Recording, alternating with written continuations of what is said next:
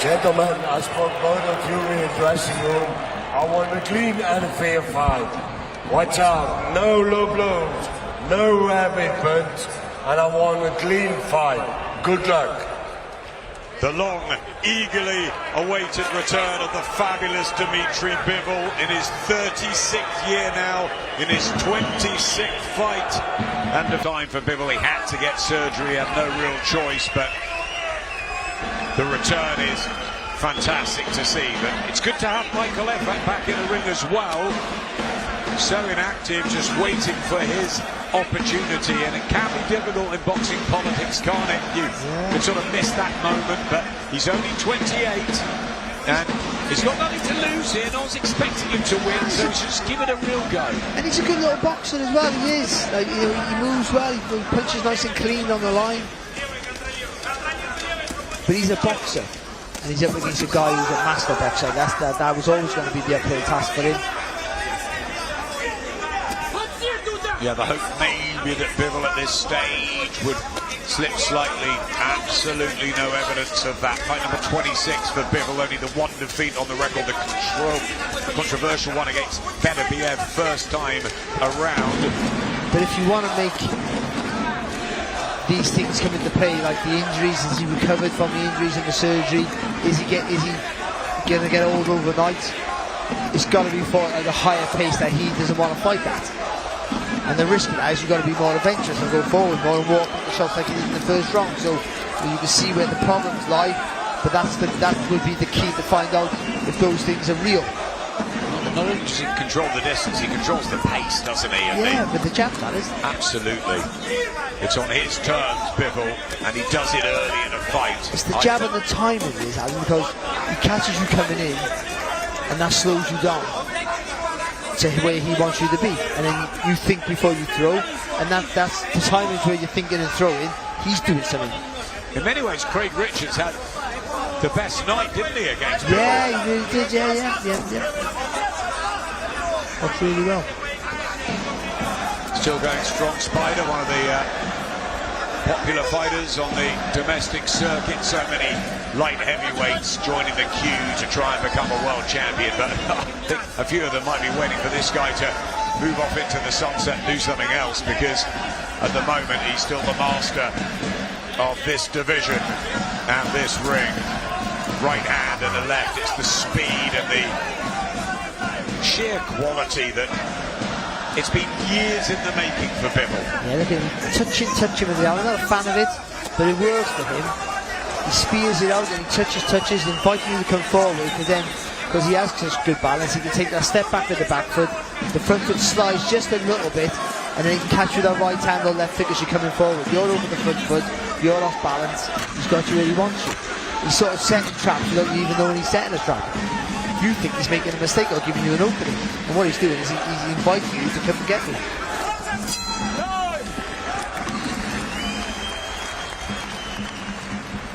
Couple of fights after, Craig. I'm in and judge me the distance and you do, and if you don't, he's going to pick you off from range.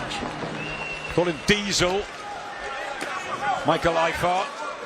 And reverse the only loss on his pro record. That was over 8 to Tom Zutski. Beat him over 10 in a rematch.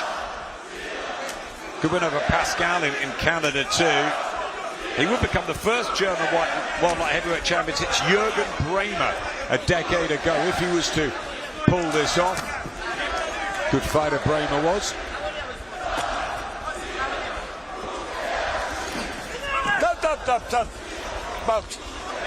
Into the fourth round. Total control so far from Dmitry Bivol, who floored Eifert in a flash in the opener. There's that jab, thudding home, head and body.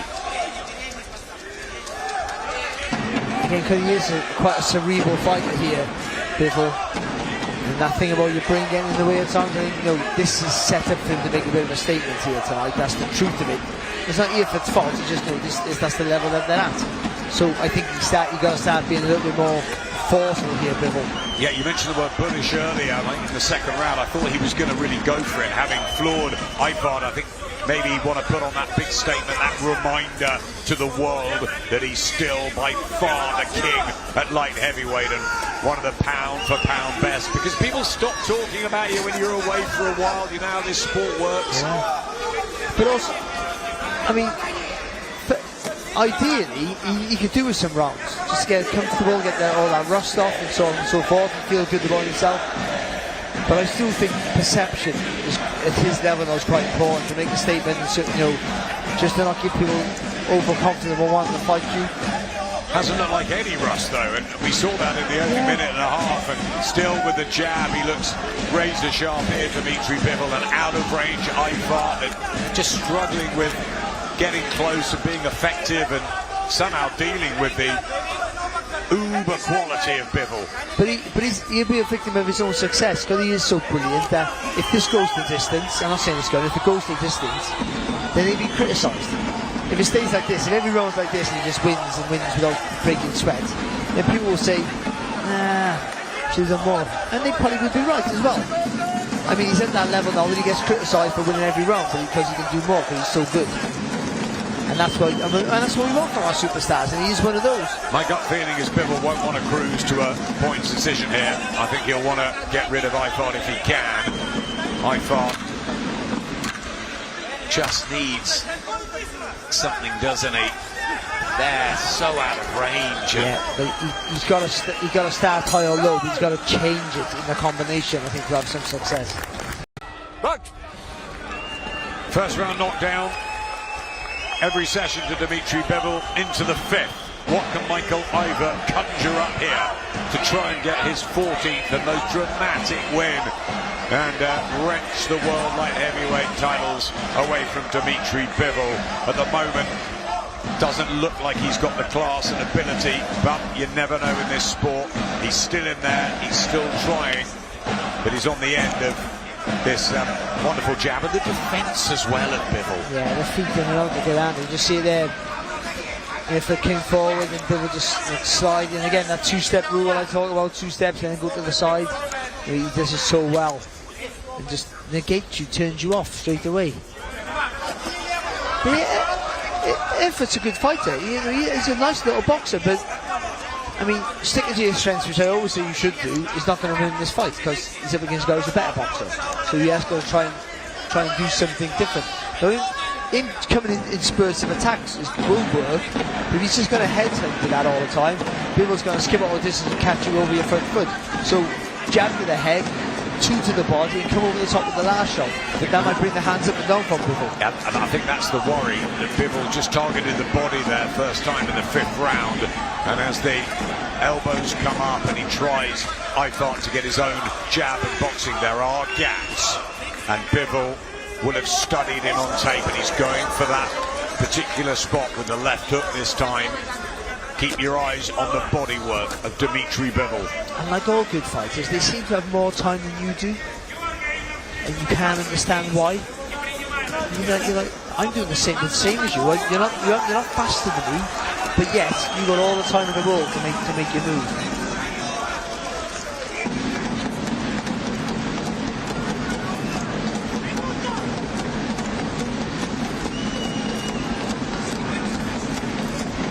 Respectful atmosphere, watching a master at work.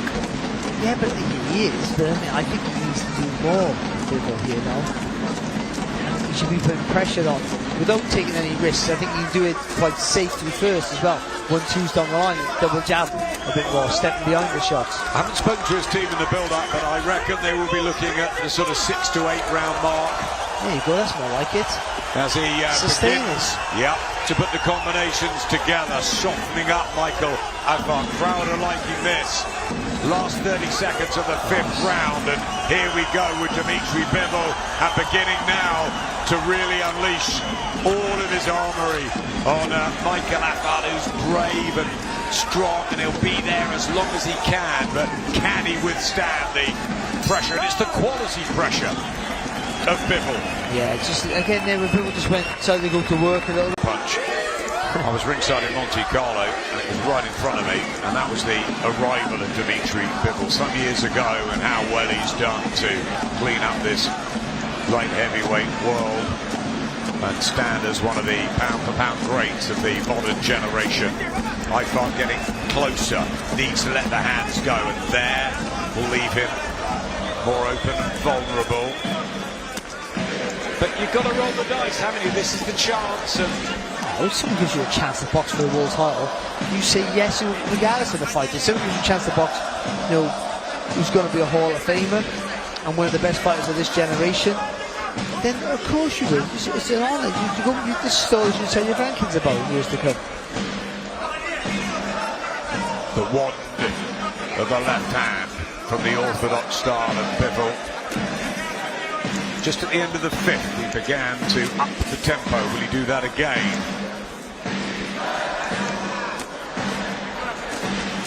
Look at that. So a little step, and when he steps, he just turns that front foot to get a little bit more weight into that jab. That's something that Tommy Hearns used to do. When he used to do that jab, he turned that left foot in, just get a bit more push on the shot. My favourite fighter, apart from you, Tommy Hearns. I was a Leonard fan, of course, of me. Good work, though, with his left in various ways. The jab, the short hooks. And I love his defence. Gets his gloves up nice and high, doesn't allow his body to be too exposed either. And he just is an all-round great, isn't he? Absolutely fantastic. Because, again, like I keep saying all the time, but it's so true. And a lot of the really top fighters in this generation as well, they do the fundamentals really well. They're quite often their hands are high, elbows are tucked in tight, they're punching down the line, everything's neat, and that's really good for kids to learn, rather than the super flashy stuff where people have to try and box like Nas or Mayweather. You know, there's some fighters can do it, most fighters can't do it. But everyone can do this, not at the same level, but you can learn how to do the fundamentals, and if you're good at it, then you're going to go on and succeed. Absolutely, the youngsters should be watching Dmitry Bivol and the art of pure boxing and the tactics that he executes. He's had this under complete control from the opening bell. A knockdown in the first round, and at the halfway stage, Michael Eifert's done well to get to this point, because you just feel he can turn the switch, turn the screw. Bivol. You do feel that? Then why isn't it? That would be the big question. That's going to be the biggest question. Slide again, without any panic about moving, not like really overreaching. There was a shot's coming, I'm avoiding it. He's almost anticipating what you're doing and just adjusting his feet. Almost, you think he's still there, he's already gone. David, he's a thought ahead of you. Absolutely right. David Benavidez maybe at a catch weight. Beterbiev 3, Callum Smith. It's a great light heavyweight division. Zach Jelly shocked us all the other day as well, didn't he? Willie Hutchinson's boxing well. Ben Whittaker, where does his future lie? How far can he go? At the moment, Dmitry Bivol on the left of your screens. You don't need the identification as a boxing fan. You love him, don't you? In with Michael Eifert from Magdeburg in Germany, the 28-year-old who can learn from this experience. That's a good effort with the left hand, and he just doesn't want to have any regrets tomorrow. Eifert could say, listen, I got beat by the better guy, a level 2 above me, but you know what, I can come again and learn from it. Yeah, I think he can. He's having a go within his realm of the way he boxes. You know, he can't just go fight for your face all of a sudden and then go, I had a really good go. That's not always the epitome of having a go. You have a go with what you're good at. He's trying to get that jab into play. He is trying to let his punches go in combination. He's just falling short most of the time. He's landed with a couple of shots, but not enough to make a dent on the scorecards, of course. No, better in the 7th round. Decent defence as well, Eifert. Knows his way around a ring. Now, I guess the concentration goes to what does Bivol do next? Everything has been so easy, really neat and tidy and effective. He's got the knockdown. He didn't go for the early stoppage. Getting the rounds in. When does he push the pedal? But when he decides to up the pace, Bivol, there's no answer. So there's no worry for him to do that, so he can do it more often, I feel like. I mean, he's a real thinking fighter, so he's always looking for that clean target to hit. So he'll keep peppering with that jab when there's solid or whipping or soft or touching, but he's always waiting. He won't explode until he sees the clean target. That was a good combination from Bivol. A touch of damage to the nose of Eifert, just made him check momentarily in the 7th round.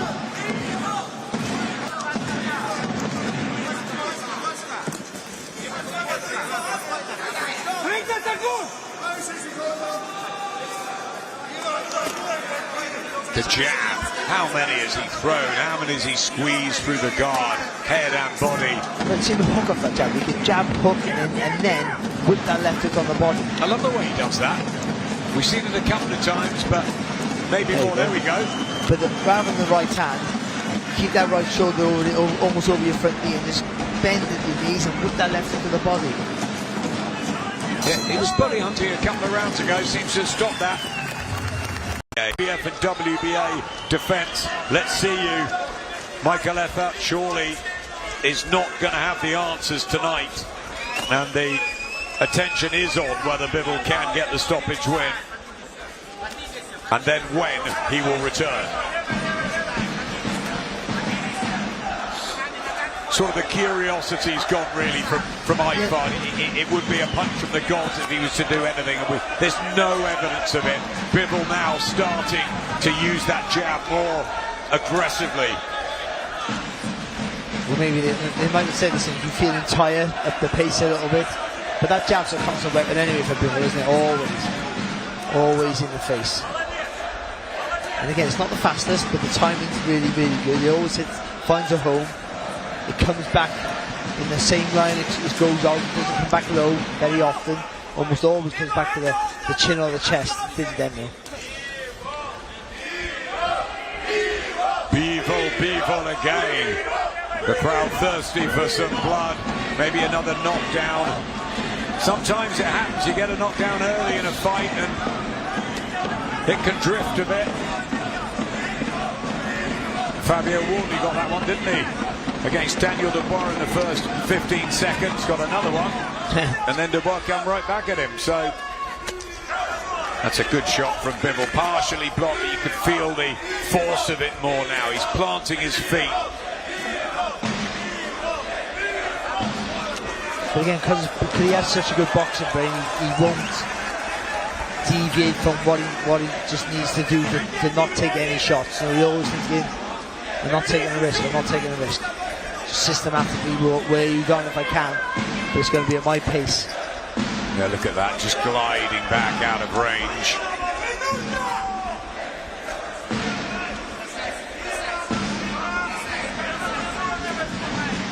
He's trying it. He's trying to get that little bit of a different rhythm, trying to move his shoulders a bit, make him harder to read. But Bivol doesn't. He almost blocks all the little movements out and just concentrates on that. Almost like that rectangle from your forehead to your sternum, and just concentrates on that movement there. As long as I can hit that target, the rest of it's irrelevant. Still chucking out leather, Eifert. Decent defence at times. He's got the look of a competent boxer. But that jab is a constant weapon for Bivol. And look, the Russian crowd are enjoying it. They're watching his craftsmanship.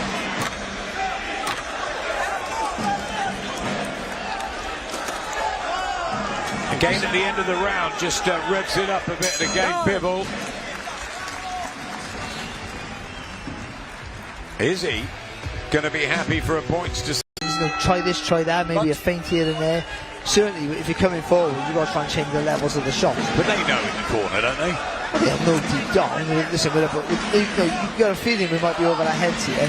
But you're a good boxer yourself, when you've got to try and be first with the jab and try and make him react to you. But then when he reacts to you, it's much sharper and different and better. You're not sure how your timing goes up against his timing until you're in the ring together. And when you find out he's nowhere near as good. Yeah, it's all very well preparing sparring partners, but they can't really reenact the real thing, and especially if you find yourself on the seat of your pants in a minute and a half too, the confidence just ebbs a little bit. It does, but you still got to think, I've still got to try and win the fight. You can't feel sorry for yourself. And we've all been there, and you can't feel sorry for yourself. It doesn't matter that you're 9.5 rounds down.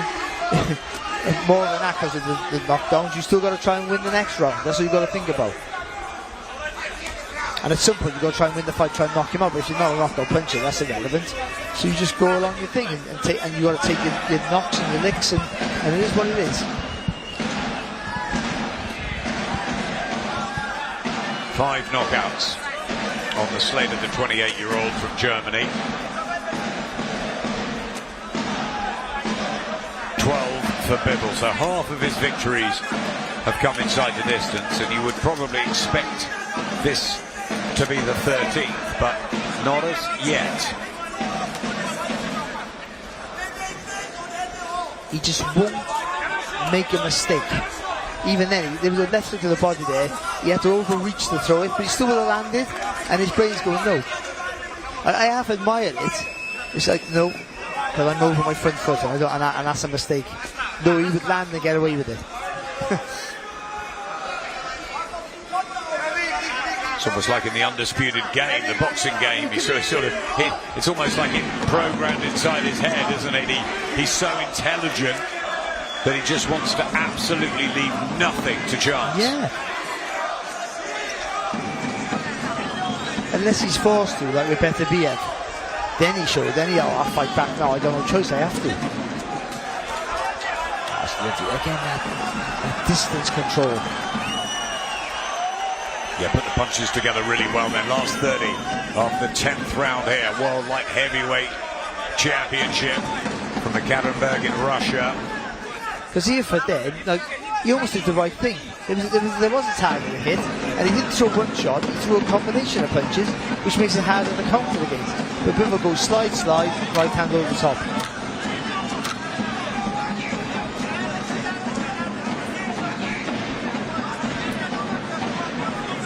Michael Eifert's been brave, courageous, tough. They touch gloves. We'll complain about that, and maybe opponents will think, thinking too much can get you into trouble, mate.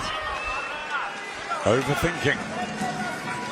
But isn't he brilliant? Yeah, I'm not moaning. I love everything he does.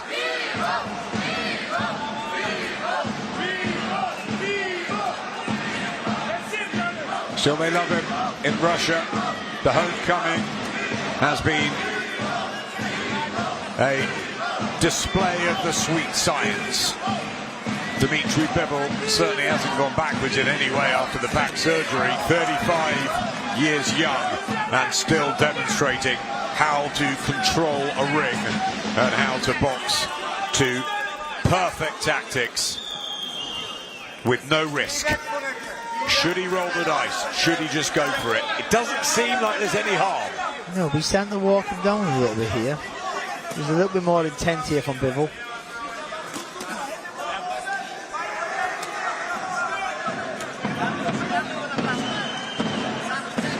The jab, the softener, the right hand coming up. Eifert in more of a shell here.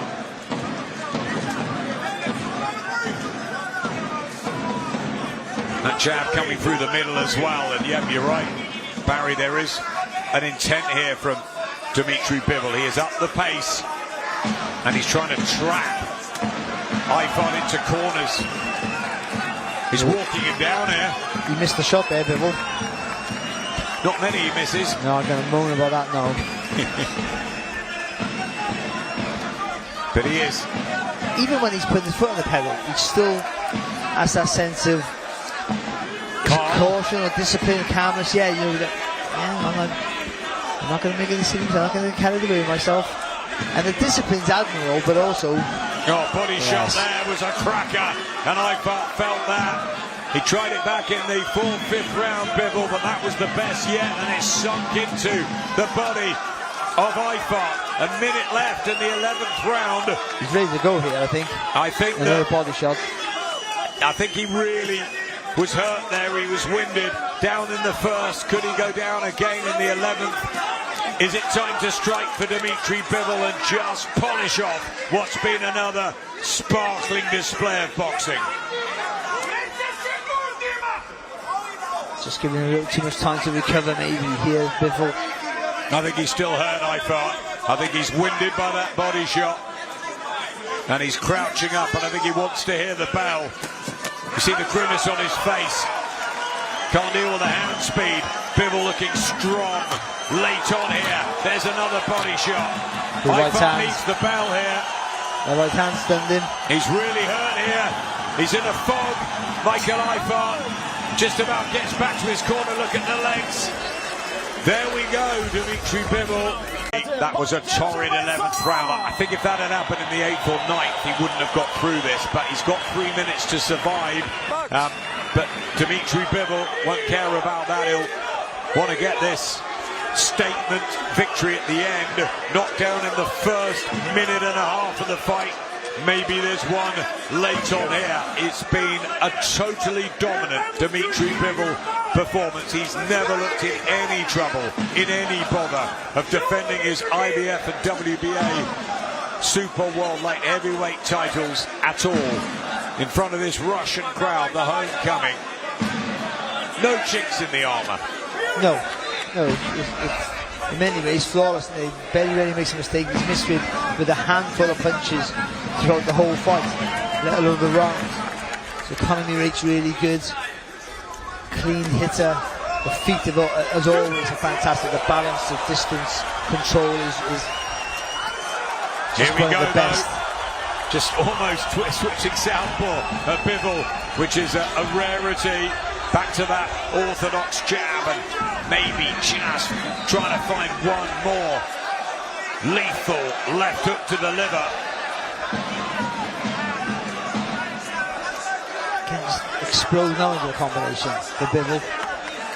As we spy over the ring there, the concentration from both of them. Michael Eifert has tried absolutely everything he can tonight, and he deserves enormous credit going back to Germany. He's tried, but in this round he's trying to survive. There's been a difference here from this round for him. You can't blame him. You can't blame him. He just wants to get over the line. Willie, here comes Bivol. Will the accelerator push right down to the floor in this last minute? And will he finish as he started with some sort of knockdown? Now he wants it, Dmitry Bivol. Smelling blood, and Eifert has got just under a minute to survive to hear that final bell. Good there from Bivol. He threw a straight shot, and in the second right hand was around the glove. Look at that from the German. Really brave, gutsy, chucking it out.